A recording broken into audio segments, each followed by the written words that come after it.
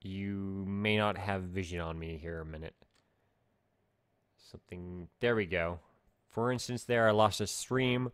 I should be back now. Sorry about that, everyone. Lost a lot of frames. It's kind of weird, but it looks like it's loading now. Not sure if you could hear me or not during that period, but we're back. Let's see. Alright, so I usually start like this in most cases.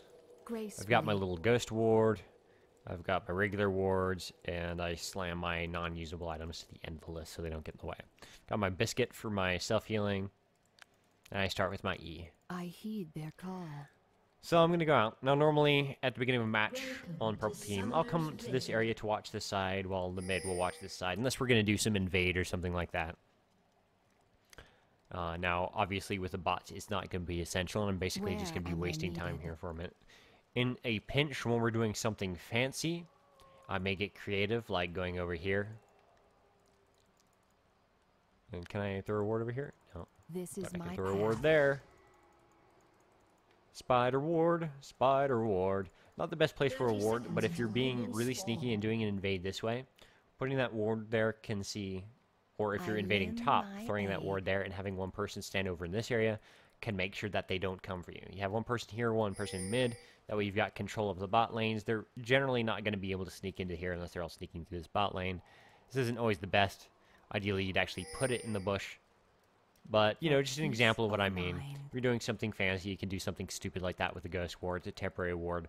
If you just want one person here, you could throw a ward in there. You have the support stand here while the mid and AD carry help the jungler kill wolves in blue.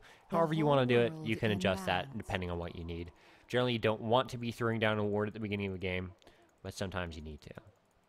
Now, with the initial few minutes, there's only a few junglers you really don't have to worry about level 2 gank on. It's becoming much less prevalent with the Season 3 changes. And in most cases, you should be fine against one. You silence them as they start walking in, and you just walk away, because they don't have the abilities to chase you yet. Every step. Take advantage of your bush. If you've got the extra wards, go ahead and ward their bush, so you can harass their jungler. Whatever you need to do. Silence and poke from our team. No damage to us, lots of damage on Leona. It's not always going to happen, but it's nice. We'll just give her some more mana, so she can keep spamming. Leona goes in at level 1 for no reason. GG beginner bots. Nice silence on her. A little more harass. When you're harassing out of the bush, generally walk out of the bush, throw your ability, and walk back in. That way, if you're attacking from inside the bush, the minions can still attack you, because they'll see you for a while. But if you walk into the bush after attacking, you get no vengeance from the bots. Violence cannot go unanswered. Let's pick up a kill here, shall we? No, come back. No. Oh, way too aggressive. Minions, no. Okay. I did not have sufficient move speed to catch that up, but now is about a good point for me to ward up here. Look where I'm warding with my only ward that I have left for the river. I'm warding here. I'm not warding here. I'm warding here, because this is 2 of the 3 lanes that the jungler can come from, including the 2 most likely. I mean, 2 of the 4. The other one being here, which I've already warded it. Hey, look.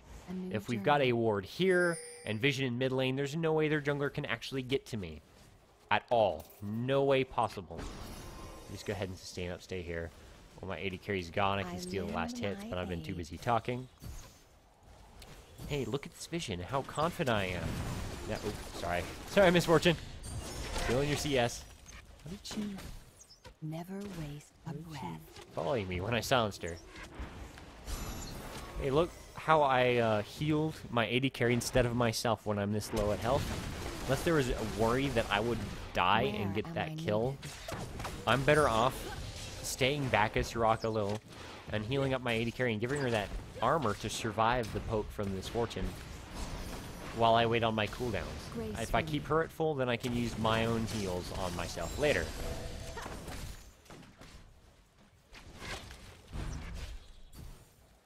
Nice little exhaust there to prevent Ash from killing either of us.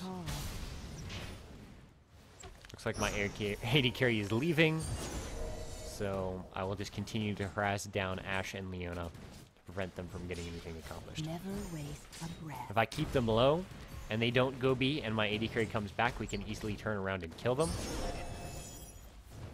once she gets back.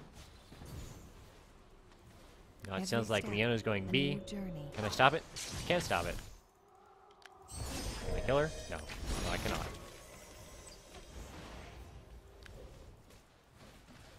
But I did delay her. Delay is a good thing.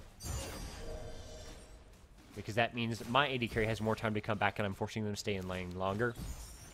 And doing more damage to them. The longer they're trying to be instead of actually being, the lower they get. Eventually they'll just give up. And stay in lane sometimes because your AD carry came back. And you get way ahead in farm.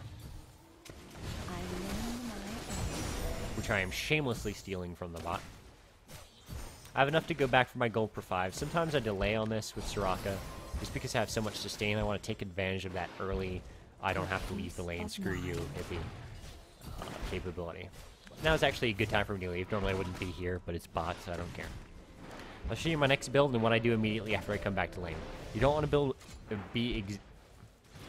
world minion. in balance. You don't want to be exactly when you have enough gold for your Philosopher's Stone. Oh my. Gotta stop being to save this fortune. Okay. Now that I've done that, hopefully she should be okay for a minute. Notice how I'm maxing my E still. You'll live. Okay. I'm coming back to buy my Philosopher's Stone because I need the gold per 5. If I had enough for a second gold per 5, I might risk getting that earlier. But I need the wards. So I'm going to go ahead and get those. I'll start building up my second gold per 5. Sometimes you might want to go for Sightstone before the second gold per 5, depending on how you play. I figure the earlier you get a gold per 5, the more money you're going to get out of the long run, and ability power helps with your early harass of Soraka. Please don't die, Misfortune. I will save you. Get some more free damage. Why not? Just don't go too crazy. Misfortune, don't go Misfortune. Misfortune. Oh, God, Misfortune. Oh, no. Gotta get... Oh. 80 carries. Says an 80 carry player. So it's speaking of the FilibusterFox. Oh. Oh, you're so aggressive, Ashbot. Why you be dick? Oh, hi, Leona. You having fun tanking tower for no reason? I heed their call. Yay, bots. They so stupid. Alright. But see, I'm back in lane. Since we're pushed up to tower, I don't need to actually rush out and ward. I don't have to come this way to ward dragon because we're at our tower. They're not going to gank us that much. We don't have vision on their mid, whom I'm assuming had to go B or something because bots don't roam. But normally we'd be keeping track of what the mid is doing and accounting for it. As soon as our lane forces us to push out enough, we can get vision in this bush. Just need to be very careful that they're not in the bush when you do that. In this case, I know they weren't because, hey, bots, but if you're not sure, err on the side of caution and let your AD carry know that you're going to face check. Once you're about... Not at this one yet. Once this wave is cleared up, and you're pushed up even further... Yeah, once this wave goes down... Oh, hey, they're coming at us. We'll chase them out of the way. She's just standing there. Getting minions. Just get her back up. Alright, now that we've pushed them back and we're up to this cliff with our minion wave, we go ward Tribush. If necessary, ward dragon. I deem it's not necessary in the situation. I usually deem it is not. I will keep this second ward handy for when that ward dies. Or I will use it down here if they're trying to get to the bush a lot. But if we're pushed up to here, that Tribush keeps us awfully safe. And we don't actually need the bush warded because we're pushed up here and we can be aggressive and try to deny them from getting last hits and experience. Easy enough, right? That's the general idea behind being an aggressive support. You either kill them, or you prevent them from getting XP and last hits. In this situation, we're forcing them to go to B a lot. Otherwise, like if they were staying at low health, I would just walk out here and be like, hey, I dare you to get in range. And then, you know, get hit by the tower some. But it's like, hey, let's pretend this caster minion is the AD carry. Oh no, I better walk out of tower range after I've done some free damage to you. Oh no, I've been hurt. I better heal myself in a couple seconds. That's Soraka. Huge pain in the ass. Very good at zoning compared to a lot of the supports. Leona's another good one. Tarek, of course. Anyone who's got a hard CC and basically just says, hey, you're dead because you got too close to me, is very good at keeping them from getting farmed. The whole world inbound. Okay. This is my basic guide to playing support early on. In this case. For peace. In this case, the bots almost killed me, but, you know, that's because I'm support.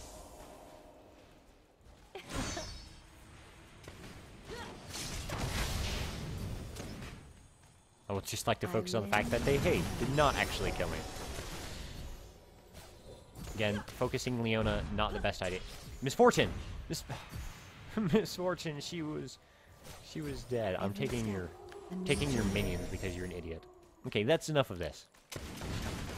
So you've seen how to approach an early game as support the right way with wards and buying equipment. Alright. Does anyone have any questions in the chat here? May eventually want to add music for effect. Thought about it, but if I add copyright music, then I can't put it on YouTube. So, for the most part, I'm going to go without music. I might throw in the music game, and before and after the show, I can sometimes throw in some music and just cut it out so it's not in the YouTube video. In this case, I didn't do it today. Yesterday, I did have music about 5 minutes before starting the show, and I ended up cutting that out before putting it on YouTube. Is Teemo the best? Yes.